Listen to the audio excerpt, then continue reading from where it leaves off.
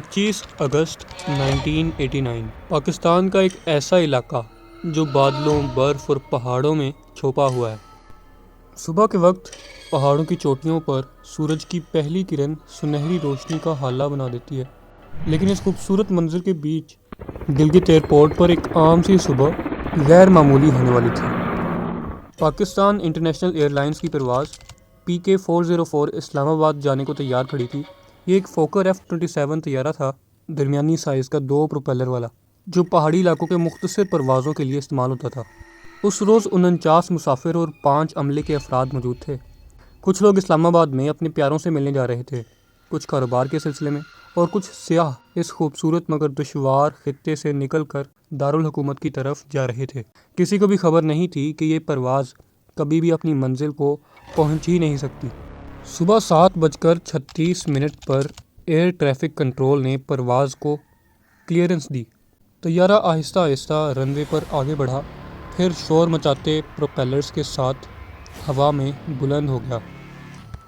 یہ ایک domestic flight تھی، فاصلہ زیادہ نہیں تھا، لیکن راستہ دنیا کے سب سے خطرناک فضائی راستوں میں شمار ہوتا ہے۔ گلگت سے اسلام آباد پہنچنے کے لیے پائلٹ کو برف پوش چوٹیوں کے بیچ موجود وادیوں سے گزرنا تھا۔ یہاں ایک چھوٹی سی غلطی مہلک ثابت ہو سکتی تھی۔ رستے میں پہاڑ ایسے تھے جیسے 2 ہیکل محافظ کھڑے ہوں۔ نانگا پربت اور شونگرا ہلز، یہ پہاڑ تقریباً 26,000 فٹ بلند تھے۔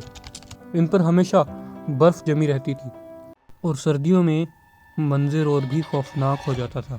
پرواز کو 9 منٹ گزر چکے تھے۔ صبح 7:45 پر پائلٹ نے ایئر ٹریفک کنٹرول سے رابطہ کیا۔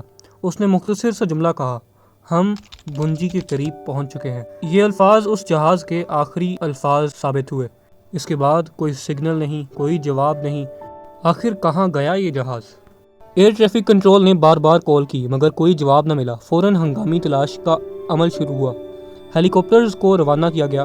وہ برف پوش پہاڑوں اور تنگ وادیوں کے اوپر چکر کاٹتے رہے، ہر جگہ نظریں دوڑاتے رہے، لیکن کہیں بھی کوئی دھواں، کوئی ملبہ، کوئی لاش نظر نہ آئی۔ چند گھنٹے گزرنے کے بعد پاکستان نے بھارت سے بھی مدد مانگی۔ بھارتی فضائیہ کے جدید طیارے اور ماہر پائلٹس نے بھی علاقے کی چھان بین کی، لیکن نتیجہ وہی نکلا، انہیں بھی کچھ بھی نہیں مل سکا۔ تلاش کا یہ عمل 4 دن تک جاری رہا۔ ہر دن یہ امید جاگتی تھی کہ آج کچھ نہ کچھ سراغ ملے گا، اور ہر رات یہ امید مر جاتی تھی۔ نہ کوئی ملبہ، نہ کوئی مسافر، اور نہ ہی کوئی سگنل، جیسے جہاز ہوا میں تحلیل ہو گیا ہو۔ گلگت کے پہاڑ آسان نہیں۔ اگر کوئی طیارہ یہاں گرے تو برف اسے جلد ہی اپنے اندر دفن کر لے گی۔ پاکستانی فوج نے علاقے کے مقامی لوگوں کو بھی مدد کے لیے بلایا۔ کوہ پیما اور گاؤں والے مختلف سمتوں سے نکلے۔ انہوں نے خطرناک چڑھائیاں بھی کیں، وادیوں میں اترے اور ہر ممکن راستہ تلاش کیا۔ یہ زمینی تلاش 2 مہینے تک جاری رہی، پھر بھی کچھ نہیں ملا۔ وقت گزرنے کے ساتھ ساتھ افواہیں پھیلنے لگیں۔ کچھ نے کہا کہ طیارہ محفوظ راستے گرین زون سے ہٹ کر خطرناک راستے ریڈ زون میں چلا گیا، جہاں ایک پل کی غلطی یا کوتاہی سے بھی جہاز پہاڑوں سے ٹکرا سکتا ہے۔ کچھ نے کہا کہ طیارہ بھارتی حدود میں داخل ہو گیا، جہاں اسے مار گرایا گیا۔ یہ شک اس لیے بھی تھا کہ فوکر F-27 اکثر لائن آف کنٹرول پر جاسوسی کے لیے استعمال ہوتا تھا۔ لیکن ایک سوال سب کے ذہن میں تھا، پائلٹ نے ایمرجنسی کال کیوں نہیں دی؟ ماہرین کا کہنا تھا کہ اگر 460 کلومیٹر فی گھنٹہ کی رفتار پر کوئی اچانک آفت آ جائے تو پائلٹ کے پاس بمشکل چند سیکنڈ ہوتے ہیں۔ ہو سکتا ہے کہ اس جہاز کے ساتھ بھی کچھ ایسی ہی آفت آئی ہو۔ اس دور میں پاکستان کے پاس جدید سیکنڈری سرویلنس ریڈار نہیں تھا۔ پرائمری ریڈار صرف تب کام کرتا تھا جب درمیان میں کوئی رکاوٹ نہ ہو۔ ایک بار طیارہ پہاڑوں کے پیچھے چلا گیا تو وہ عملی طور پر غائب ہو جاتا ہے۔ یہ بھی ممکن تھا کہ طیارہ گرین زون میں جاتے ہوئے اچانک کسی بلند چوٹی سے ٹکرا گیا ہو اور اس کا ملبہ برف کے نیچے ہمیشہ کے لیے دب گیا ہو۔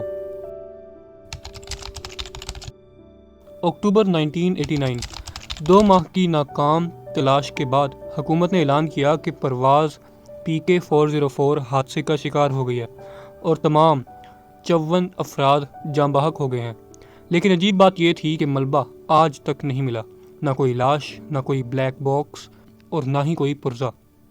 حکومت نے یہ بھی واضح نہیں کیا کہ یہ حادثہ تھا، دشمن کا حملہ، یا کچھ اور پھر یہ معاملہ ہمیشہ کے لیے بند ہو گیا۔ اس کہانی کا ایک دلچسپ موڑ بھی ہے۔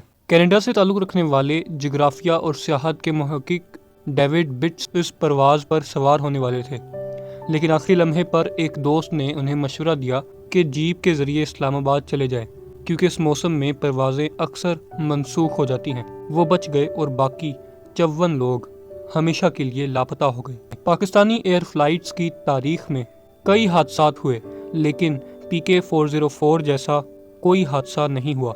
یہ پرواز جو فضا میں اٹھی 9 منٹ تک نظر آئی اور پھر دنیا سے غائب ہو گئی۔ ایسا سوال جس کا جواب شاید ہی کبھی ملے، کیونکہ کچھ راز پہاڑ ہمیشہ اپنے پاس رکھتے ہیں۔